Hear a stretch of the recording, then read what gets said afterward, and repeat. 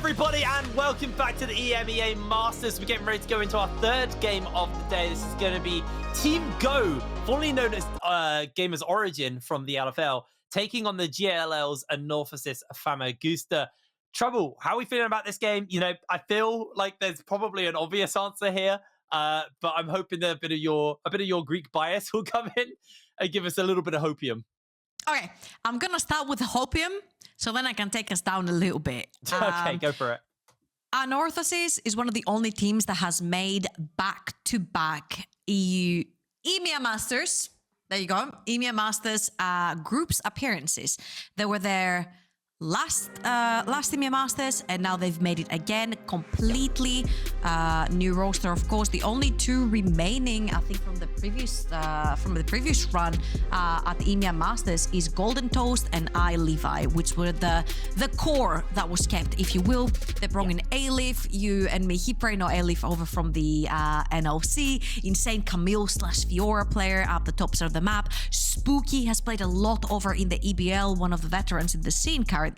And we've got HawHaw as well, which I've heard a lot of good things about this guy, and also his champion pool. I've heard about Echoes, I've heard about Zillions, I've heard about other shenanigans as well. So all in all, Anorthosis are coming in hot. They had to defeat, unfortunately for the GLL, another Greek team over in the play-ins. That was the best of that they had to play before they got into groups. But that also guaranteed a Greek team, a team from the GLL into the groups. Now, to pull everyone a little bit down to earth, because I just pushed people up in the sky, they have to play against Team Go, and we all know how fun it is playing against LFL teams because their dominance has been incredible for the past EMEA Masters. Ragner, Lyncas, Toucouille, Jezu, and Kamilius, all extremely known names. My eyes go straight to the man in the mid lane, Toucouille. Last time, Gamers Origin, as they were back then, went into LFL finals. This man was playing for them. That was back in 2020 summer.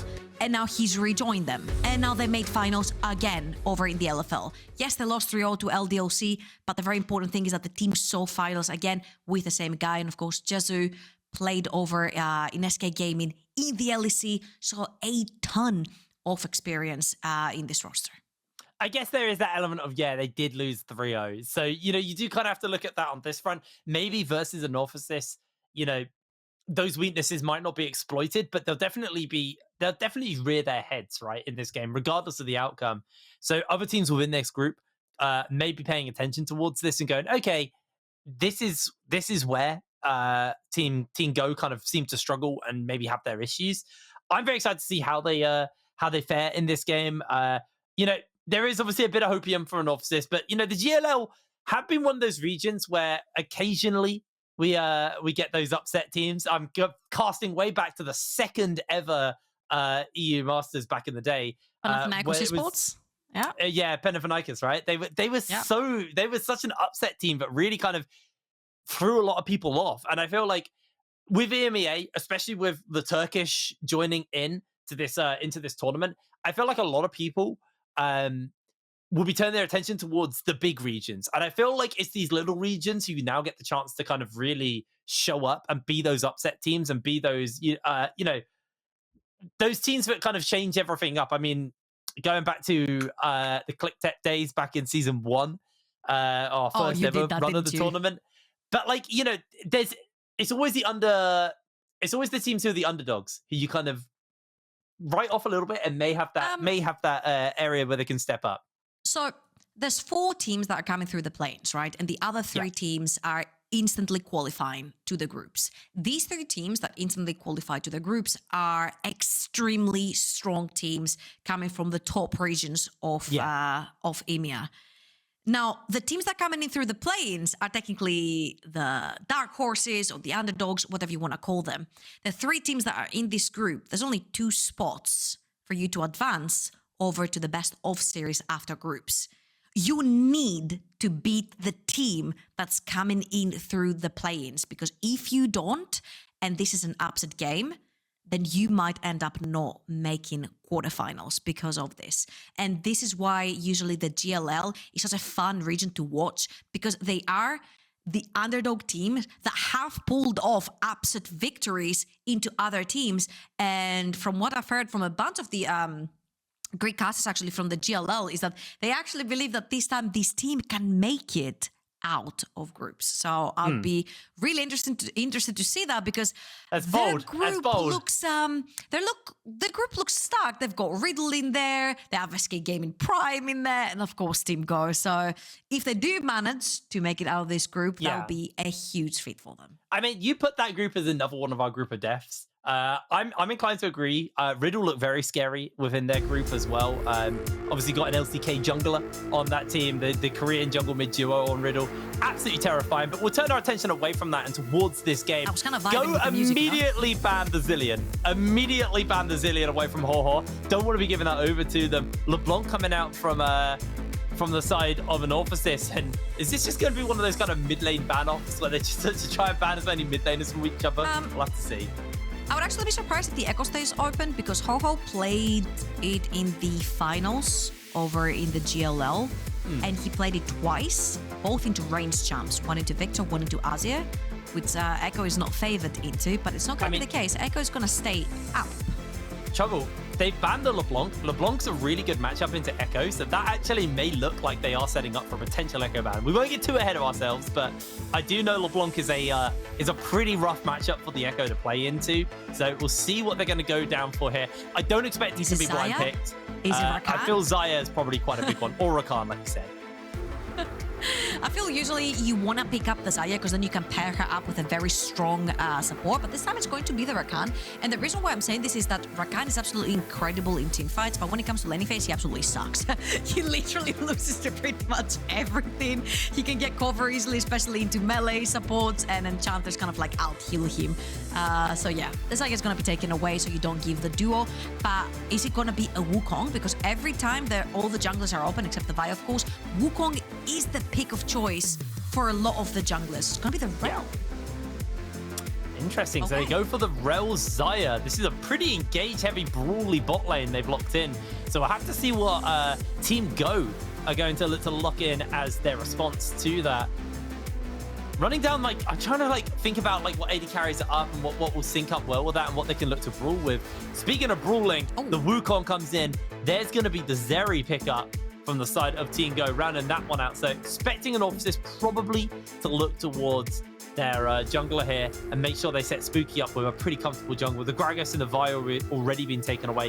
Things like the Jarvan are up and available if you want to kind of add more layers to that engage. Don't do it.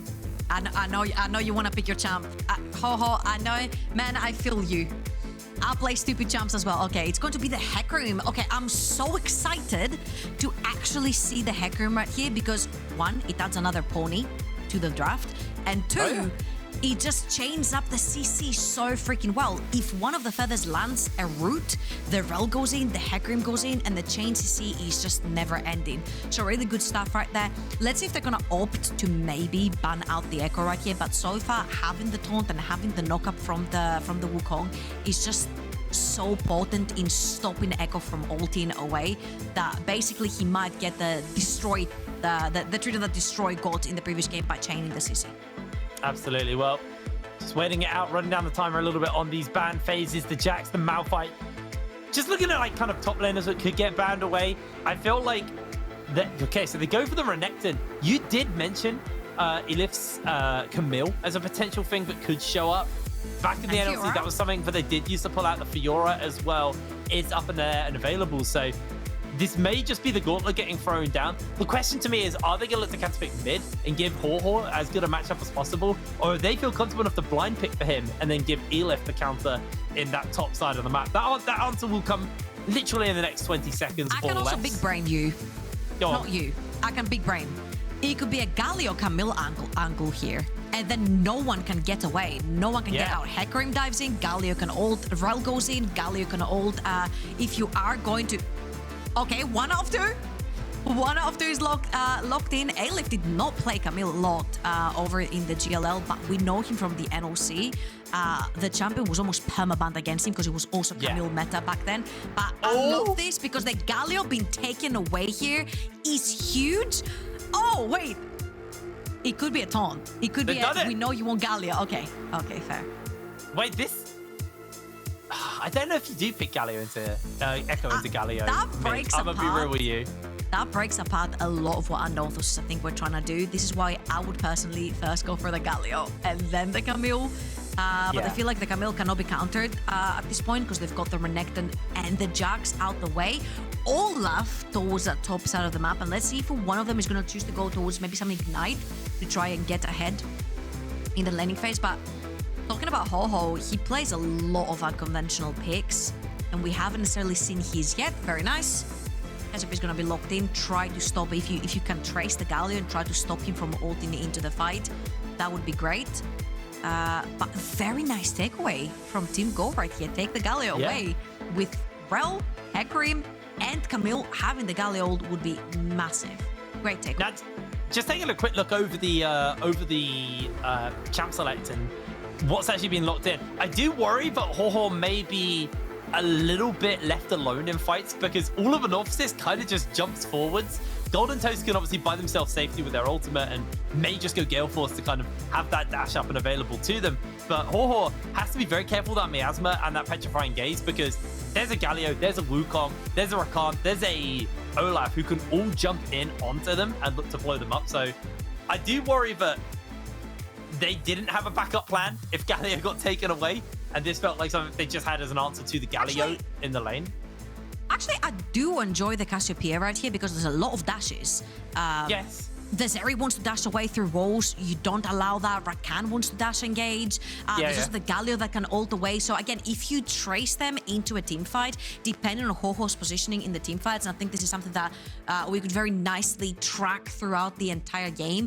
I do not mind the draft that Anorthosis have actually gotten for themselves. My only asterisk in this particular one is try to get Camille ahead. Whatever it takes.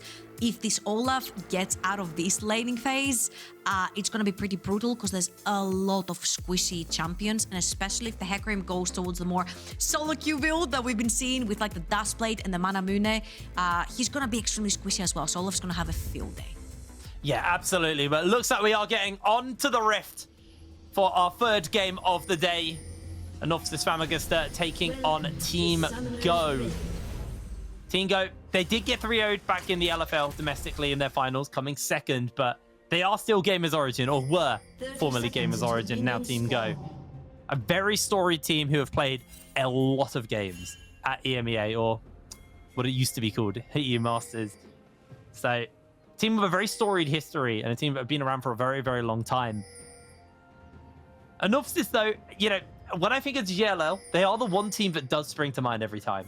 That and Panathinaikos. But in recent memory, Anorthosis are the team that do spring to mind. So having a pretty good run and being that one team, like you said, the only team that wasn't a major team making it out of the play-in stage. Let's see how they fare in their first game here versus Team Go. Easter egg for all of you guys. Eyliph has 100% win rate on Camille in Season 13, so the entire year. Eyliph also has 100% win rate on Camille in his entire career. It's the only champion that has been played more than 5 times that he has 100% win rate on. And remember how we said over in the picks and bans, let's see if one of the 2 top players will choose to opt to go for an Ignite instead to try and get ahead. Eyliph is also the one that has gone for that Ignite, so expect for there to be a lot of play towards the top. But HawHaw, he's just going to get himself chunked. Yeah, he's only level 1. Does hold the flash, but he's now going to have to chug through those potions. Pretty rough one. Spooky? That's quite an adventure. Lyncas is just going to run Spooky down. Don't do the blue. Okay.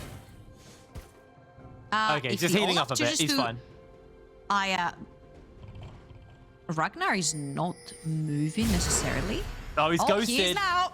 Spooky has no ghost. Gonna look to try and turn this around. The flash forward. First blood picked up. Eyliph. He might be losing that 100% there. Double kill to Ragner. What was Spooky doing? Oh my god, that was an invade that went completely wrong. Spooky took the Raptors away from Lyncas in his bot side jungle. And remember that Olaf that we said, hey, if he comes out of lane even, everyone's extremely squishy on Anorthosis, so he could very easily snowball. So it's a very different Olaf game than the first one that we saw on the day, right? He's not playing into tanks. But right here, 2-0, 3 minutes in, he's not coming out of lane even. He's coming out of lane with 1,000 gold lead. 3 minutes in the game. I was about to say, you say coming out of lane as if he's not only 3 minutes into the game. That was just... Oh, he's already come out of lane. It's done. The lane is done for him. Again, Spooky, I thought Ragnar had not communicated there with Lyncas, and it was a little bit late, but they caught him in the end. Eyliph, again, only level 1. Doesn't have the hookshot. Honestly, if he has the hookshot right there, it's a completely different story because the jump on the Olaf doesn't have the ult to get out. Oh. Teleport used by HawHaw on the top side. Maybe to try and just find that shutdown. They were looking to dive him, I think. Oh, yeah, that as well. Did I not realize that was... Spooky with attempt number 2. It's the red buff this time, but he does have bot lane prior, which means he will have iLevi with him. Kamilius will spot them. He'll put the ward down, which means they can't hide in the bush. Spooky will have to walk off together with iLevi. Yeah, looks like the cavalry going to take off. Failed. Yeah, Spooky's honestly wasting a lot of time trying to put Lyncas behind. And yeah, Lyncas is actually down in camps right now, but he's been quite proactive with that. He's obviously been able to get that double kill onto Ragnar, been able to kind of usher Spooky towards that. And both junglers, honestly, a little bit lacking right now in experience and gold. Spooky is going to go and get the one camp he can get, and maybe then look to try and pick up a double crab start. There's a potential to him right now because Lyncas is on the other side of the map. But right now we are just having a look at this bot lane. Golden Toast has got the shove in this lane. Does need to be a little bit careful just due to the position of where the enemy jungler is, and they will know that Lyncas is probably on this bottom side of the map. Yep. As iLevi tries to get Kamilius. Yeah, Lyncas, when he's done with his top side of the map as well, he's going to be ahead of Spooky. Spooky level 4, but he has just about his Raptor spawning right here, which will put him on 28. And there are 3 more camps for Lyncas. You see right now, he's got, he'll get his 20. Yeah, there you go. And then he'll go up another 12. Because if I can do math, 3 times 4 equals 12. So he will be up onto this hacker. He can help Toucouille push here, which means the second they shove in this wave, they can just walk into topside river, but Spooky's gonna insta-smite that Scuttle Crab and hopefully get out alive this time. I think that was a pretty good call there, to be honest. Make sure that they have eyes on Lyncas, who is now rotating towards that top side of the map. Luckily for Spooky, there's no camps to be stolen, or Red will be spawning up fairly soon. They do have level 6 on the Galio. They have level 6 on Ragnar as well. He has Ghost and Flash. He could just run into Eyliph. They're going to throw him down. He tries to hook shot out. Really lovely little escape. The problem is the rest of the team are coming in. Galio is trying to get the taunt off. Is able to connect it onto Spooky. But in comes the Petrifying Gaze. The ultimate is immediately thrown out. The flashes are coming out. Lyncas is buying a bit of time as he finally goes down. HawHaw able to find himself the kill. Ragnar loses his ultimate and Spooky needs to try and find a way to save his mid laner's life. Unable to do so. Spooky can only really collect farm here, but the taunt's going to connect in. They're going to go under the tower. Tower shots coming down. The flash outplays. Gold kills everything. Goes to Team Go. Oh, it's an absolute disaster in the early game from Anorthosis. That Camille has not paid off. That blind Camille taking away the Galio from Anorthosis has not paid off at all. Ragnar is an absolute monster onto the Olaf, and I love the selection right there on the targets. They went onto the Hacker. He's only level 4. He's extremely squishy. And by the time HawHaw comes in, we said that Olaf has level 6, doesn't get stunned, gets to run them over. Again, HawHaw sitting underneath the tower, no flash. All they have to do is a drive-by, axe in the head, gone. And now Spooky, again, level 4, no ultimate, underneath the tower. Guess what? It's not just the kills that went down. If you saw the amount of creeps that died underneath this tower, with experience and gold was not soaked up by anyone, and they found HawHaw again. Oh no! That is a sad snake. That is a sad snake, man. I can make it worse. So on. mid lane dies, top lane dies. There's a 4-0 Olaf with a completed Hydra at 7 minutes into the game. 2 tower plates went down. Experience and gold was not soaked up from the top lane wave that was pushed in. And at this point, I'm sitting here and scratching my head. And I'm like, there needs to be a way that Anorthosis bring this game back, and he has to be through that bot lane. Catch the Zeri, get that Cassiopeia down bot lane, but at this point, it's so difficult because since the Wukong and the Galio are so far ahead, they can just bundle up in the mid lane, push in that wave, and then since the Galio has ult, you're threatening side lane ults. So you really can't play through any side lane if you're Anorthosis. This is very green. Eyliph is just getting giga poked. Lyncas, they could dive him again, but I actually feel this Rift Herald play is the smarter decision because, like, Eyliph's already out of this game. Like, look at this. I mean, Ragner has ultimate. Genuinely could dive Eyliph if he wants to. Eyliph, recognizing that, is going to hook shot away and just sacrifice the plates. There's a world where this tower goes down with this Rift Herald. I feel like they probably don't have to, though. They could use it elsewhere. Yeah, that's what I was thinking. I think you take that Rift Herald and you pop it down bot lane or mid lane. I think Ragnar, the longer he keeps that top lane turret alive, the longer he forces Eyliph to play underneath that. Because the second this tower goes down, that means the lane is completely open, which means that Eyliph gets to freeze that wave very close to his secondary tower in the top lane, which means that then Ragnar is very susceptible to potentially getting ganked towards the top side of the map when he pushes that fire in. So as you can see, he's not gonna go ahead and hit that tower. He's actually gonna back, let all these minions and creeps die. And because Eyliph does not know the positioning of this Olaf, he's missing out on the entire wave almost. Yeah, that's really, really rough, actually. It's just gonna go back to base, get himself boots and a Kindle Gem as well. Set up very comfortably in this top side. Incredibly scary Viking. I guess the good news is, you know, there isn't a massive bot gap. It's pretty much equal. It's 100 gold lead over to Golden Toast, nothing major. So there is a world still, but I would worry when I see the size of this Olaf right now. 2,600 gold up at 10 minutes in that top side. A 4,000 gold lead, give or take, over the map as well. It's a monumental lead right now in this game. Yeah, I mean, Ragnar is the back-to-back LFL champion from last year. 2022 was all about LDLC. That's the team he was playing in. He swaps from LDLC over to Team Go, and sadly LDLC continues their dominance and he loses in the finals. But even last year, where they lost to Heretics in the finals, he was storied to be possibly the best top laner in the league, together with Aibo, and right here he's showcasing why, picking that Olaf, getting ahead. Of course, there's a lot of team effort that goes with it, and maybe the Galio in the draft did throw off Anorthosis completely, and it should have been the Galio first and the Camille second. But at this point, you've got to play with the cards that you were dealt, and the cards are not very favorable to Anorthosis. You need to make a play towards the bot side of the map. The Dragon was also taken away. Yes, Xayah is scaling, but he's not scaling more than a Zeri. So you don't have the side lane pressure either from a Camille. One level up onto Ragnar's Olaf. Keeps getting poked by axes. Oh, man. Oh, he might just take the plate. I'm surprised. Look at him. He's not taking the tower. He's not. Oh, he is now. Oh, See, no. okay. Oh, no.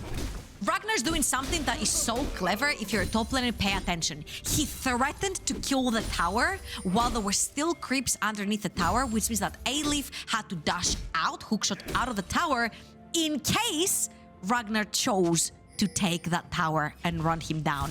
Ragnar did not take the tower, he did not run him down, which means that Eyliph cannot approach that tower at all. Meanwhile, while there's top lane pressure from Ragnar, the Rift Herald is going to be popped, but there's 4 members. They throw the Magnet Storm down. There's the big charge. Everybody launches in, and Lyncas loses his life. Spooky gets chunked heavily. But that's a 1-for-1 trade there. I say 1-for-1, a 1-0 trade there. Lyncas just goes down. They get the charge off from the Herald, but Ragnar is being a nuisance on the top side. He's just half health that turret. Yeah, and I don't think he's scared of the Hecarim and the Camille running his way because there is no ultimate on either of them. There's no ghost on the Hecarim. Even if the Cassiopeia walks towards the top side of the map, Petrifying Gaze does nothing because Ragnar has his Flash Ghost and ultimate available to get out of it. Spooky, he's charging. He's It's not gonna go. It's not worth it, man. It's not worth it. Not for a red buff. Well, for now, I'm just going to force them away. Eyliph is not playing a lot of League of Legends this game, which is quite unfortunate. And it did unfortunately start from Spooky with the failed invade towards the bot side of the map. His top laner tries to cover him, ends up going down as well. Golden Dust and iLevi have tried their best. They've gotten the second kill for Anorthosis with the power of Rell, but I don't know if Xayah will be enough to pull them out of this deep hole. Yeah, I feel that Xayah, you know, they're probably sweating right now because their laning phase has been relatively quiet. They've got their Kraken Slayer. They're sitting quite happy right now. And then they look up top side and they're like, oh. And then they look at the top map and they see the tower literally getting chunked out and taken down by Ragner here, who is just going to be able to finish this tower up.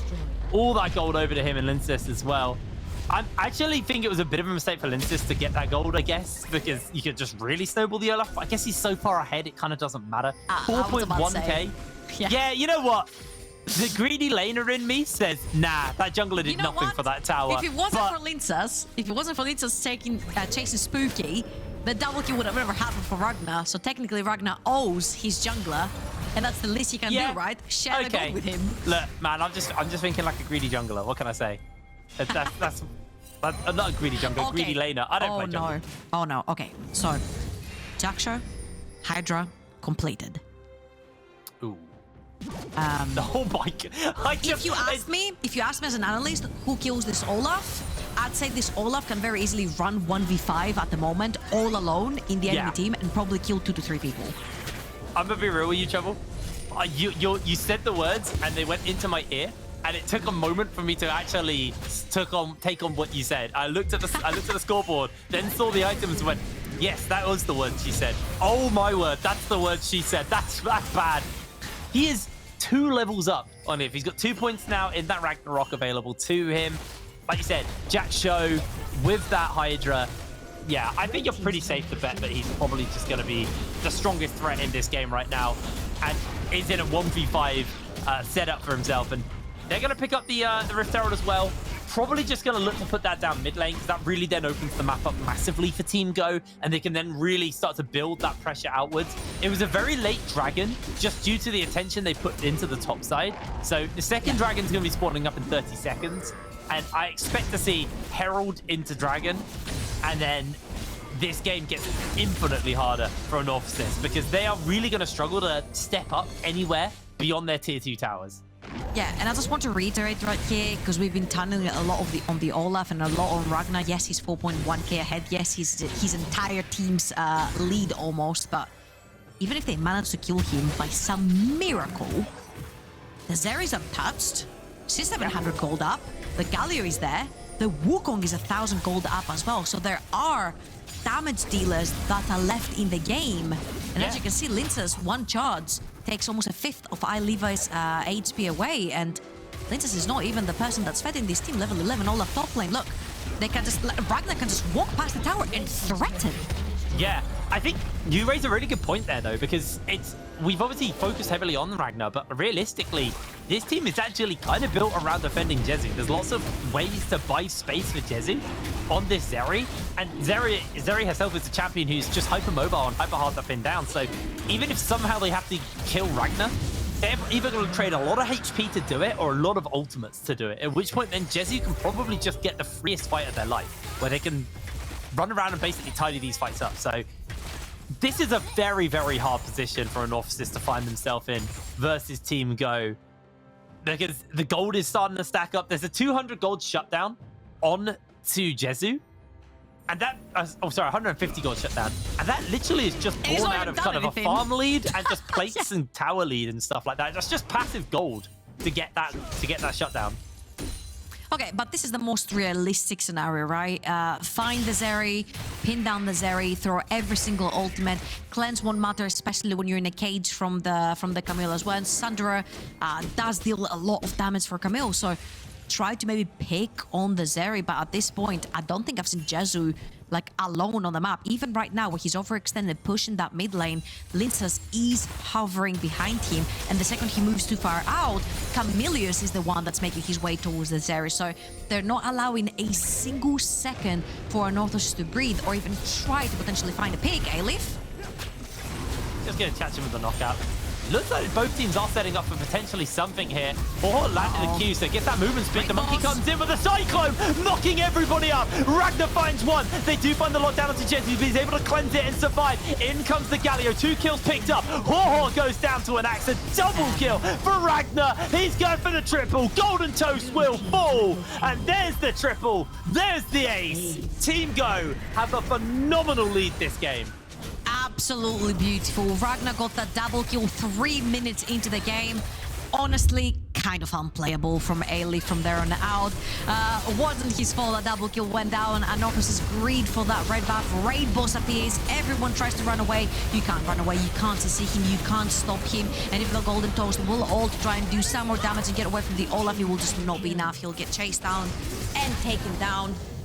Great performance from Gamer's Origin right there, but I'm gonna keep a small asterisk and a but because we have not yet seen their true potential. We said we want to see Ragnar in a 1v something. 5 seconds result.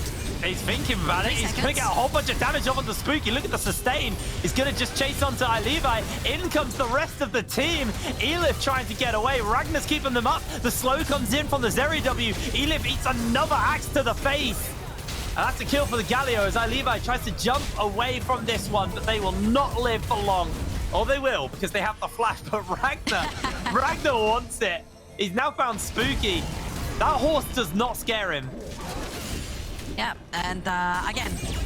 he's going for it. There's the ulti. Gonna chase it. Golden Toast is down. There it is. The cavalry means nothing. The team Go. 11,000 gold lead, 19 minutes in. 12,000 gold lead, 19 minutes in. That really does hurt.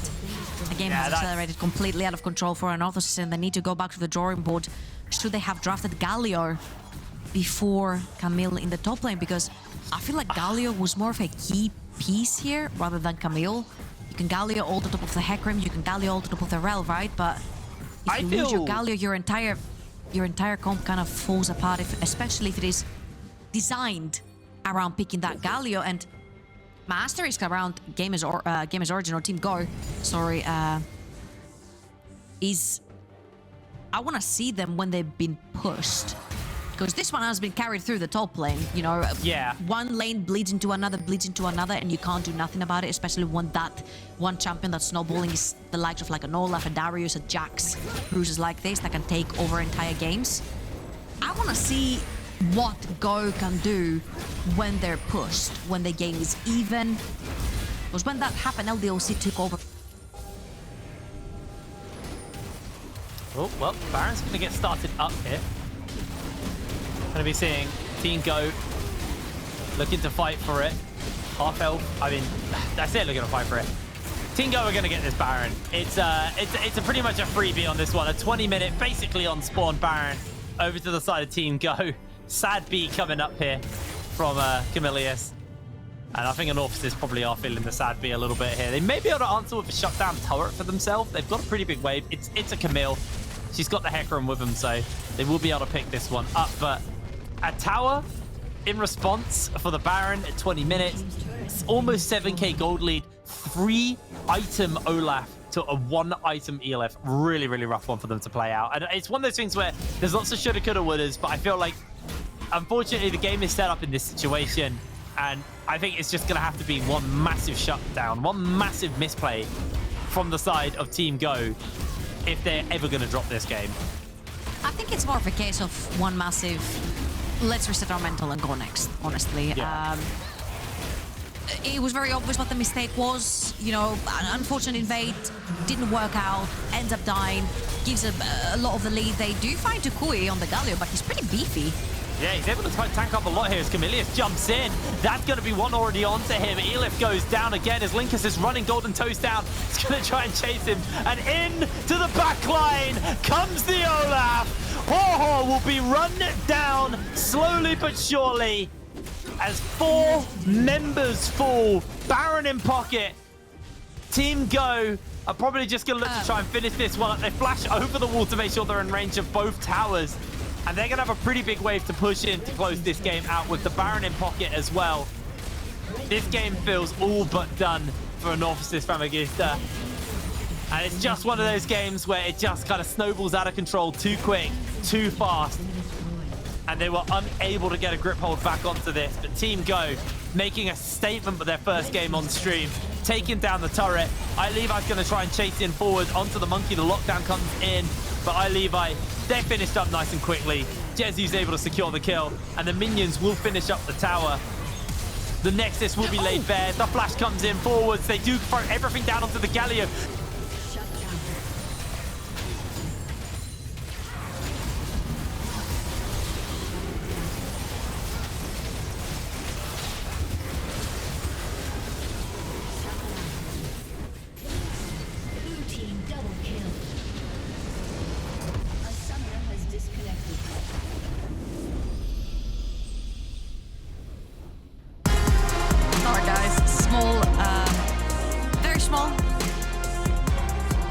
Issues.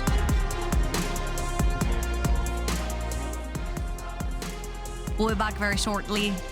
I think we are back. I'm back. I don't know about you, but I'm back. Hey, how's it going? We are back. What a stomp from Team Go. Again, I don't think they were trying very much. At some point, like Olaf and Darius and Jax, when they get 2 kills 3 minutes in, they can snowball very, very easily the entire game. And honestly, props to them, because Team Go did not give anything away. They could have, Arno could have tried to play through bot side. They could have tried to stop the Galio from roaming, play mid side, but they just did not allow that. Lyncas was there, Kamilius was there, roaming all the time. So very well played from Go. They got that 2-0 and they just snowballed it through. Yeah, no, really, really fast game, really powerful game coming in from the side of Team Go. But we actually do have our interview standing by. We have Jezu, I believe, standing by for this interview. Jezu, pretty one-sided game there, to be honest. How are you guys feeling after that one? Yeah, I mean, it was one-sided indeed. We feel good, obviously. I don't really know what to say. I think they had like cheesy draft. They tried something, but we had the cheeser top, which was Olaf, and he did the best out of it, we might say. So I think after that, like after the early, once he gets 2 kills, it becomes really hard for them, and we are just snowballing from them. Meanwhile, I was just chilling bot and farming CS. It was great. You were chilling bot, just farming a big fat W, Jezu. Happy to chat to you. Again, different colors this time, of course. And I want to ask a little bit about the cheesy draft, because I was sitting there and I'm like, Camille, Galio look pretty good for the sort of Anorthosis right here. You know, you lock someone into the cage and Galio jumps in. There is no way out, especially for you playing the Zeri. You wouldn't be able to get out of this. Was that something that you guys actively thought of when you saw the Camille to take the Galio away? Yeah, of course. I think the plan was to kind of just go on me and kill me in fights, which was pretty good plan. I don't think they expected us to steal the Galio away. But Toucouille champion pool is just ocean, you know, at this point. And once we do that, I think it kind of destroys their win condition. And the thing is that I don't think they expected me to not be in the game. It was actually Ragner against the world, you know. So I had to chill and wait for my time, which never came, but at least we won. Hey, Mike, in the next games to come, Jezu, I wanted to ask you more for like a personal questions, right? You were playing on the LEC for SK Gaming, and now you're back with your boys in the LFL, the French gang. How does it feel, you know, playing with players like Toucouille? He went over to a major league as well, came back. You guys reunited on Go. How does it feel playing in probably the greatest ERL league there is? Honestly, it feels nice. You know, it feels like coming back home.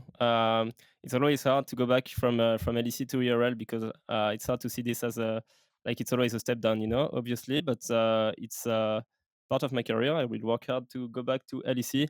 And honestly, it's pretty good home. Like Team Geo is really good in terms of just as a structure in general. And all the teammates are great, the fans are great. Like it feels good to play in France as well, you know. It's great to see you actually shine, and I think Kiprin is a little bit muted right there, so I'm gonna take the microphone for a second. Oh, I'm an idiot. Yeah, it's good to see you. It's good to see you shine, Jezu, and honestly, I can't wait to see you actually press some buttons in the next games to come. That is unfortunate. I can't wait as well. Sorry. Thank you, Georgia. So, Jezu, before we let you go, one last question. You know, are there any other teams from different regions that you're excited to play versus that, you know, maybe you've got your eyes on? You know, I'm curious, kind of coming from one of these kind of higher, you know, one of these big regions, what regions kind of really caught your eye and what team has your eye right now? It's kind of hard to say for me because I'm quite a bad student. You know, I don't watch many ERL besides LFLs. So we screamed some, but there isn't really a team that scares me. I think the teams that scares me the most, I mean, they don't scare me, but that could be the best opponent is obviously LDLC that won against us, but which is from LFL. I think maybe Z10 Heretics did great against them actually, so maybe Heretics could be a good team as well. So I would say one of those.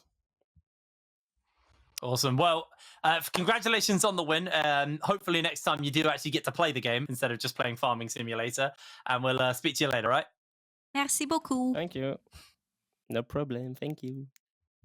That was one hell of a game, to be honest. I do feel a bit sorry for poor old Jezu. It was really a hell of a game for Eyliph. Because he didn't get to play the game. He lost his 100% win rate. I mean, that's the saddest thing about it. He lost his 100% win rate on Camille off that.